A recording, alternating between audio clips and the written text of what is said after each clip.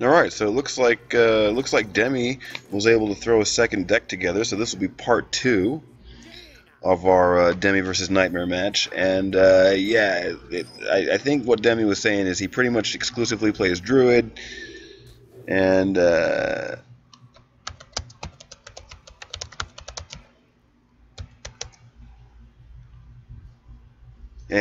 yeah, so we're gonna see Nightmare get a chance to play the Patron Warrior again, and Demi's got a pretty like looks like the basic mage deck here. Oh yeah, he's got like Bloodfen Raptor in there, but he does have a couple of cards that counter the Warrior pretty well. So I mean, he may have a bit of a chance here, but this might be the deck that Hearthstone prescribes, like sort of basically originally gives you when you're playing. I'm not entirely sure. We'll have to watch. We have had tournaments though with basic cards, and we've seen how these decks perform, and they're really not terrible. It's just when the card doesn't have any text on it, you know, that costs the same value as like another card that's got text on it that does something. It just tends to be like really sort of underpowered versus the other one. But Mage isn't the worst class, and things like Flame Strike are always going to help when you get sort of towards that late game stage. So Demi might have a bit of a chance here, and you know, we'll see how he manages to do.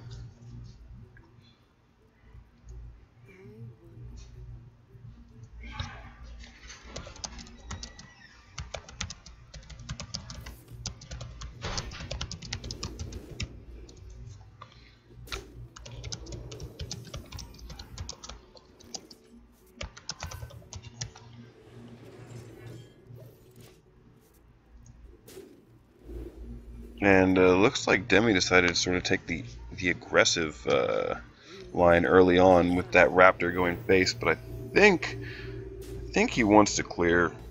I guess he doesn't. I guess he's not too worried about it.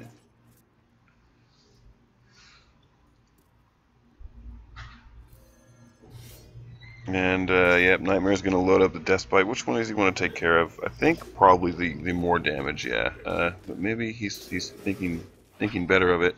And this is kind of a good spot for Demi to drop. Well, he's going to play with Gnomish Inventor here. I think that's an interesting decision considering he's holding Acidic Swamp Ooze. That might have been a good spot to just clear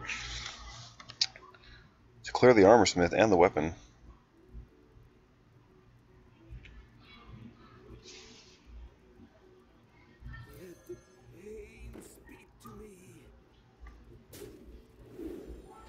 And instead, Nightmare is going to be able to clear the Gnomish and the Shattered Sun Cleric here. And pick up a card on his way, and there's a Gnomish Inventor as well. And that's really funny because you really don't see this card like get any play in Hearthstone, except for in Patron Warrior, that Gnomish Inventor, or quite basic decks. But we're going to see them on both sides here because of this mage deck, and it looks like it's still essentially is now the thing is that we say these basic cards, but like, you know, Demi has the initiative right now. Now clearly the Patron Warrior sort of relies on these combos, and he'll kill you all in one turn. But at this stage, I mean, Demi is dropping. You know, he's got the minion lead, and he's not really dropping any minions that are gonna lose to the patron, that are gonna like allow the patrons to spawn at the moment. And as you can see from the basic card set, there's still cards that are quite valuable, like the Sen'jin Shieldmaster and the Chillwind Yeti. Like, these are always decent cards. I mean, what we saw from TGT really was that they made a lot more cards like the basic cards, or as like other players will say, like really balanced cards. Nothing is extremely overpowered. And for example, like, you know, the Chillwind Yeti has been like an old standby for a long time. Only really got replaced by Piloted Shredder. The Mechanical Yeti, which is the same stats as the Chillwind Yeti but gives us spare parts, is not necessarily favored because it really depends if you need the spare part synergy, or if you want to even be giving your opponent the chance to get spare part synergy. So the Yeti is pretty cool and pretty solid, and like we saw new cards come out in TGT, like the Pit Fighter, which is a 5-drop 5/6, which is, you know, got no text, it's got no flavor, if you will, but it's just a big solid card. It fills the gap between Yeti and Boulderfist Ogre. Now, even though the Yeti has remained like a semi-valuable card and still quite playable, the Boulderfist Ogre really hasn't, because, you know, things like we see Emperor Thorson here as a 6-drop, and that's the thing, is that the 6-drop sort of range is where you're moving into like more of your legendary cards like Sylvanas, like Emperor Thorson. So they're going to take spots away from the better stats cards. because of the value you're getting out of the card that you're actually playing. But having said that, you know, like the Boulder Fist Ogre will still cause problems for people and stuff like that. So it really just depends on how, like I said before, how well you play your decks, how well you know your decks, how well you can anticipate your opponent's play. But like at this point, Demi's not looking awful. It just depends on how hard this combo is going to hit him when it all comes down. And there's a taunt. And the Water Elemental, which isn't actually that bad of a card, especially in this matchup. But Nightmare keeps banging out with his weapons and whatnot, and I wonder what the plan is here. See, he doesn't have a War Song in hand at the moment, so it's going to be tough for him to pull off any like big combo because he can't just rush all of his minions in yet. He just needs to keep drawing and try and find his way to the War Song Commander. And now see, if Demi was to pull a couple fireballs out, this game could be over. So I don't know if they're in this deck. I mean, I would imagine so. If he's got the Flame Strikes in this deck, I would imagine that the fireballs are in this deck. And at this stage, I don't know if I would be taking out that Acolyte there. I think I would just go ahead and freeze up the Warrior again and keep putting pressure on him, because at this stage, he doesn't have a lot of options. Yeah, he's going to need to get the taunt out. I think I would have probably even interraged the, well, can he do that? It's not really enough, right? It gives the Gnomish Inventor 4 attack. I mean, I guess he could just execute stuff.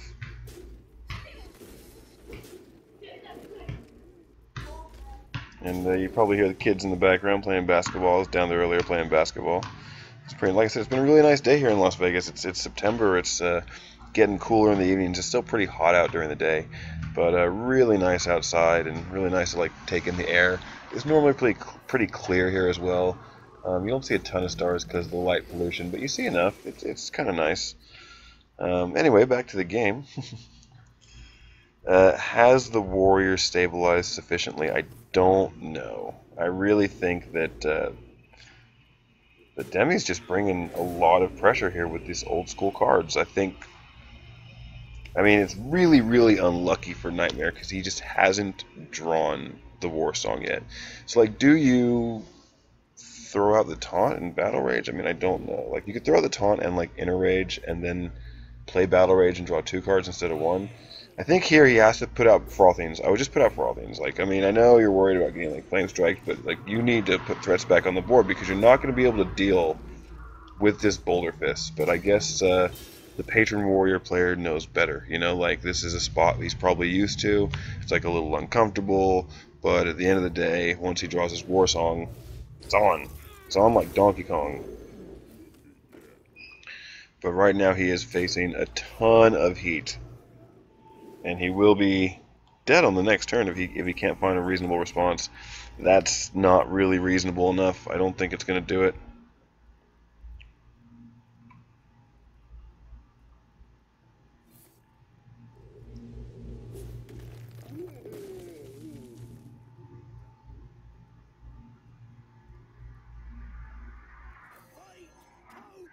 And so we see kind of the setup here. He wants to Frothing, and he's going to Inner-Rage the Patron, and then he's going to spit the Whirlwind. But then Demi's just going to Flame Strike this board, and that's going to be it. And in fact, obviously he must have armored up here. Now look at this. If he just had the War Song Commander, I mean, would it have been enough? He had the mana like sitting there for the War Song Commander, and we see 8, 16, 21. That would have been lethal with the War Song Commander. So that's really, really unlucky for Nightmare, and kind of a 6th spot, obviously. Yeah, simply because this is just a deck that Demi had to use because he wasn't fully prepared. So I mean, you know, fortunately Nightmare's going to get like another chance, like because it's a double elimination tonight. But I do feel for him a little bit here. I think it's pretty unlucky. And he just had to use a setup, and that's going to do it. I mean, where the hell are those War Song Commanders? He's got 8 cards left in his deck, and he wasn't able to draw one. So unlucky, Nightmare. But you'll get another chance, and we'll see you in that match.